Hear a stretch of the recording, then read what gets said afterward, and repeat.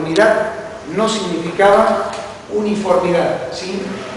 El concepto de unidad es algo mucho más trascendente que involucra, recuerden la idea filosófica de unidad, que es la totalidad integradora de un ser. Dios nos integra, Dios nos agrupa, Dios nos une en una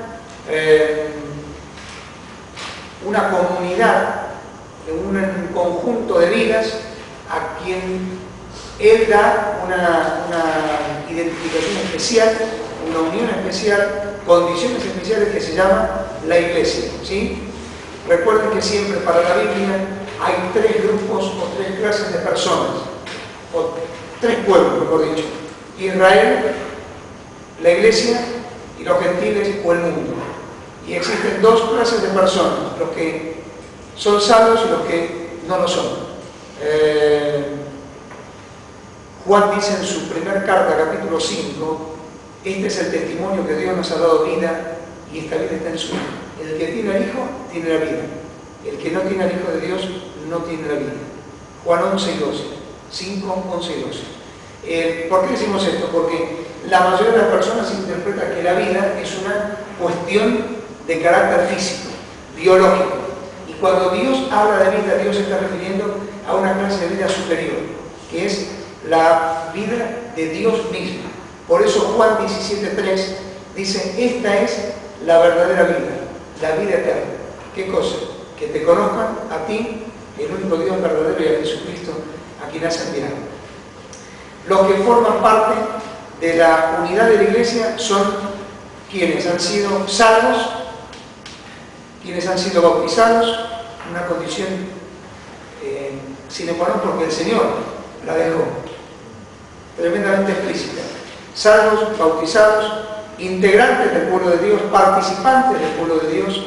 Y recuerden ese concepto que para mí fue una gran lección.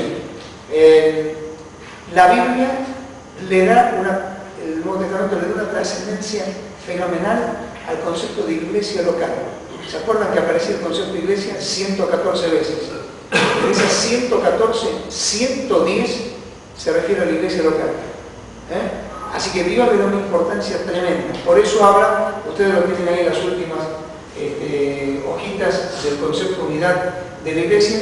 Dios le da una trascendencia muy importante a la presencia en el culto, a la participación en el culto, a la colaboración en el culto. A veces pensamos que estar en el culto simplemente está aquel que está ubicado adelante y que tiene que tomar parte, o que tiene que hablar, o que tiene que hacer música. No, estar en el culto es la presencia de todos. ¿Por qué? Porque todos formamos una iglesia y todos somos parte de este edificio que Dios va construyendo piedra con piedra, ¿sí? No todas las piedras somos iguales, pero Dios se encarga de encajarnos y de amalgamarnos entre nosotros. ¿Para qué? Para seguir construyendo este edificio espiritual que es la iglesia. El resto lo tienen acá. Total, lo voy a reventar en el examen, así que no tiene mayor sentido que sigamos. Lo tienen ahí. Péguenle cuando veamos el examen una ojeada. Acuérdense de estudiar por conceptos. Graben conceptos. Mentalicen conceptos, que es lo que quieran. Habían mandado una pregunta: ¿qué es lo más importante para la iglesia? Bueno, ahora vamos a eso. Metas y objetivos de la iglesia. Yo lo tengo marcado acá en la hoja número 13. ¿Ustedes lo tienen ahí? ¿Sí? Por el 16. No, arriba, fíjate. Margen derecho superior. Bueno, está bien. Está bien. Es la misma hoja. Metas y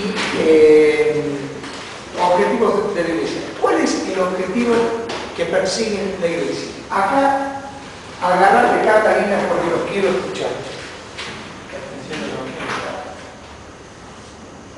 Extensión del Evangelio. ¿Qué más? No miren que la pregunten. Confirmación de Bien. la ascensión. Confirmación como, a ver,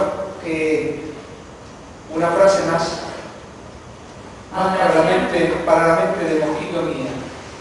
Una que englobe más eso. A ver, porque confirmación, en realidad cuando uno confirma es que está volviendo a dar por sentado algo que alguna vez ya lo hizo. Y en realidad el término confirmación, yo sé a dónde vos apuntás. Vos apuntás a un concepto que yo no lo quería decir porque quería que lo dijeran ustedes, pero Crecimiento. ese, crecimiento. Al crecimiento de la iglesia. Bien, otra más. Adoración. Adoración, crecimiento. ¿Qué otro más puede haber?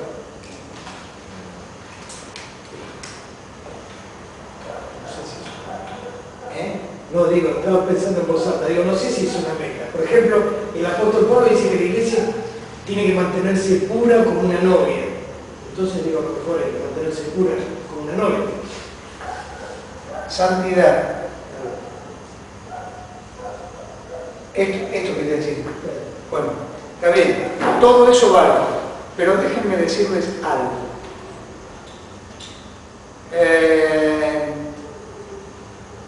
Lo que toda iglesia debe apuntar, y cada creyente nosotros tenemos que apuntar, es a una sola cosa en la congregación.